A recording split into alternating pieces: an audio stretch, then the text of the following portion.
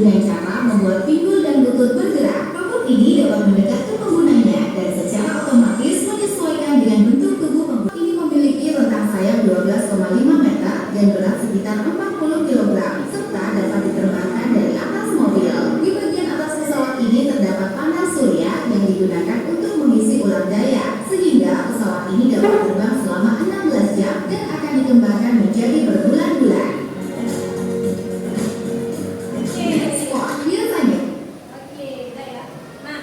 Dari video singkat tadi, kira-kira apa yang kalian lihat? Apa yang kalian perhatikan? Apa? Tentang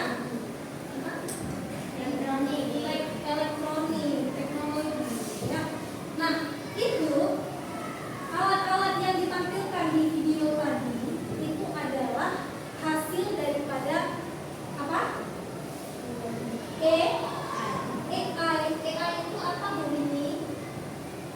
Siapa yang tahu apa itu AI? Apa itu AI?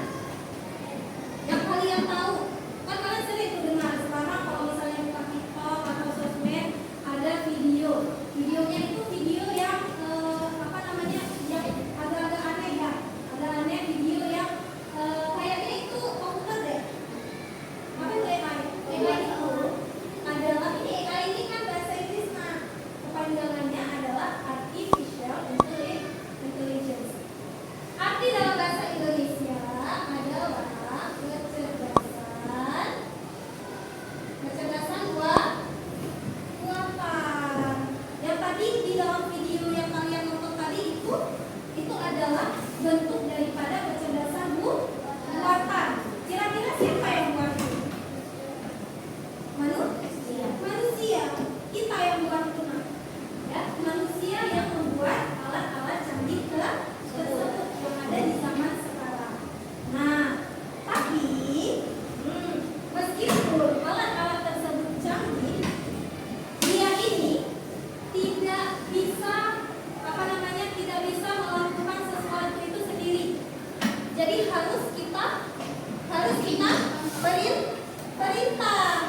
perintah. Dia tidak bisa bergerak sendiri. Bu, itu kok bisa dia bergerak sendiri? Karena itu awalnya sudah diperintah, dimasukkan data oleh manusia, sehingga misalkan kalau robot, ketika kita bilang belok kiri, dia bisa belok kiri, kan? Nah, ketika kita suruh dia maju, maka dia akan maju. Kenapa Bu dia bisa kayak gitu? Karena dia awalnya itu sudah diberi perintah oleh manusia yang menciptakannya. Dan kalian tahu robot itu, nih coba lihat. Oke, perhatikan ini. Nah, ini AI atau bukan? Ya, AI. Ini kecerdasan buatan. Robot ini sudah diberi perintah awalnya oleh manusia yang membuatnya, sehingga dia dapat bergerak. Nah, lalu kalian tahu robot ini dia punya pikiran hampir sama seperti manusia. Dia meskipun dia nggak punya otak, dia nggak ada otaknya. Sama nggak otak dia dengan otak kita? Beda. Dia berpikirnya itu tapi bisa hampir sama dengan cara manusia berpikir. Nah, di situ dia letak kecanggihannya. Bu, kayak mana sih Bu cara manusia berpikir? Kita kalau berpikir kita kayak mana? Misalkan kita dihadapkan dengan satu masalah, cara kita berpikir apa yang kita cari apa? Kalau kita ada masalah, apa yang kita cari? Apa? Apa yang kita cari? Hah? Pikiran.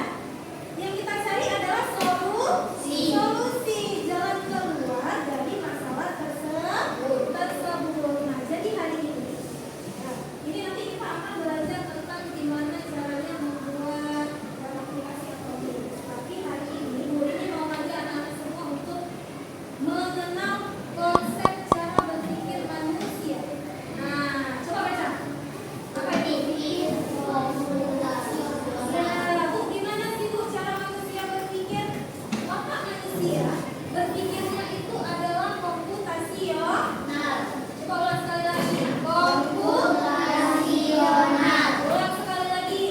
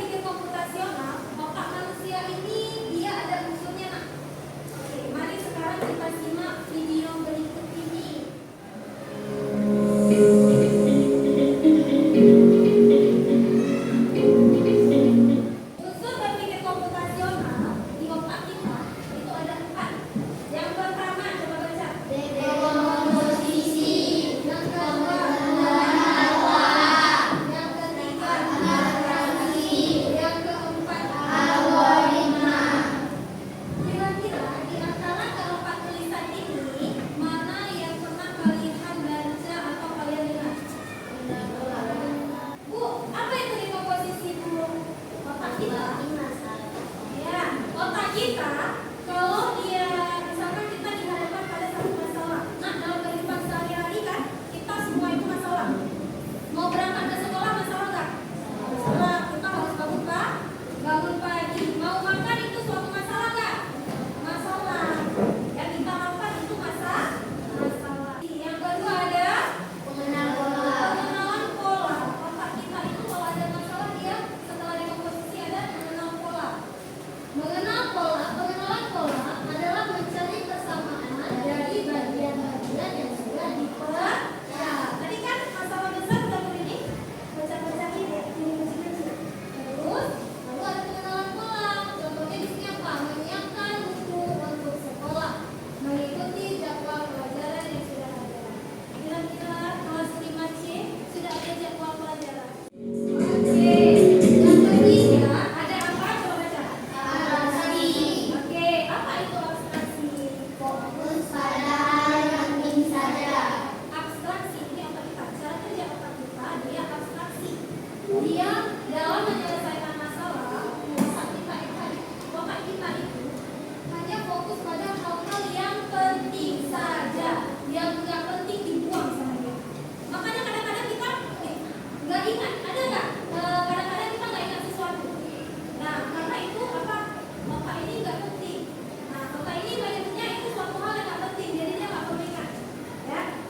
Contoh, ketika kalian menulis tugas, kalian hanya fokus menulis tugas. Oke, selanjutnya yang terakhir.